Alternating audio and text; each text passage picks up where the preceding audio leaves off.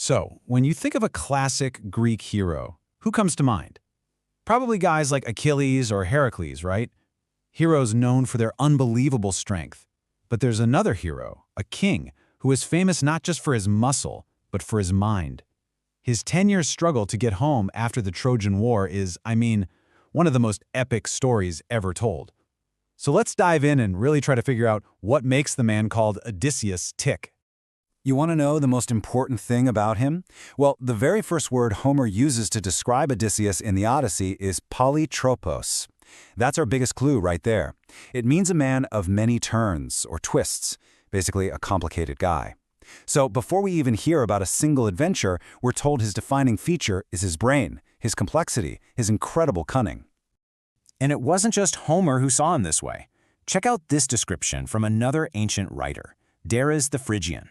Tough, crafty, cheerful, eloquent, and wise. Some of those almost sound like they shouldn't go together, right? But that's the whole point. Odysseus was never just one thing. He was a chameleon, a master of adapting to whatever crisis was thrown at him. But before his legendary voyage home, he had to get through another 10-year nightmare, the Trojan War. And here's the kicker. He never even wanted to go in the first place. His cleverness was on full display right from the get-go. See, he was stuck because of an oath he'd made, so to dodge the draft, he pretends to be completely insane. He's out there plowing his fields with an ox and a donkey yoked together, just total nonsense. But the guys recruiting him were smart too. They put his baby son, Telemachus, right in the plow's path. Of course, Odysseus swerves to save him, and his cover is blown. And the irony is just perfect. This guy who tried so hard to get out of the war ends up being the one to go and recruit Achilles, the greatest fighter Greece had. So now he's at a war filled with absolute titans like Achilles and Ajax. But Odysseus' main weapon? It was always his intellect. He was the trusted advisor, the spy who'd sneak behind enemy lines on dangerous night raids. And, of course, he was the mastermind behind the Trojan horse, the single move that won the entire war. He proved, without a doubt, that a sharp mind can be way more powerful than the strongest sword. Okay, so Troy is in ashes, and the Greek ships are sailing for home. But for Odysseus, the war, well, that was just the warm-up act. Now the 10-year journey that would make him a legend was about to begin. The Odyssey. 10 years. Just let that sink in for a second. A trip that really should have taken a few weeks, maybe a month, stretched into an entire decade. It's like the universe itself was throwing everything it had at him to keep him from getting home. And what a decade it was! The challenges he faced were just unbelievable. He needed a mix of brute force and pure cunning to blind the Cyclops.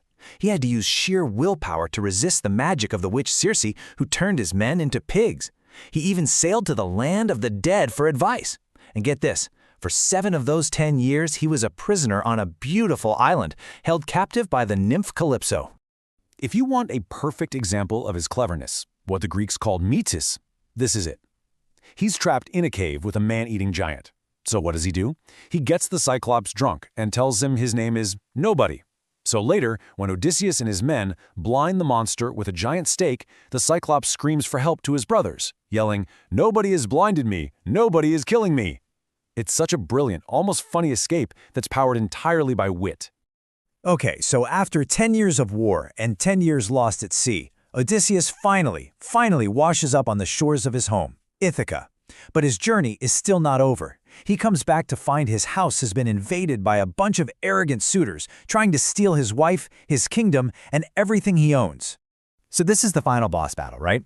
And the odds are completely stacked against him. He's one man, 20 years older, up against more than 100 young, greedy noblemen. How on earth is he going to pull this off? Well, he does it the only way Odysseus knows how, with a brilliant plan. He doesn't just charge in, sword swinging. No, he disguises himself as a frail old beggar so he can sneak in, check things out, and see who's still loyal. It's a masterclass in patience and strategy. And it all leads up to this amazing moment when his wife Penelope, who's just as clever as he is, announces a contest that, secretly, only her real husband could ever hope to win. And then it happens. The beggar shuffles forward, and to everyone's shock, he strings this massive bow with no effort at all. And in that one instant, the disguise is gone. He's the king again.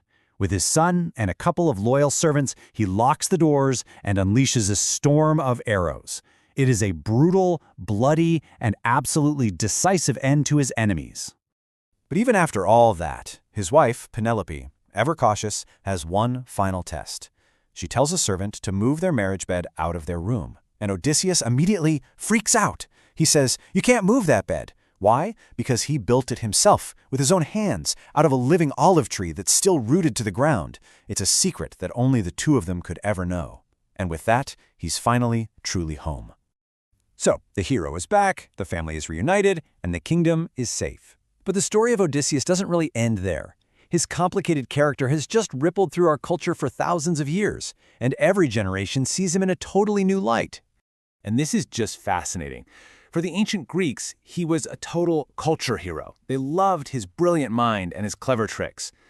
But the Romans, they saw him very differently. They valued a much stricter code of honor, and to them, his tricks were just lies. They called him cruel Odysseus, a villain. The exact same qualities made him a hero to one civilization and a bad guy to another. And that legacy just kept changing. The poet Dante actually put Odysseus in the 8th circle of hell for being a fraud.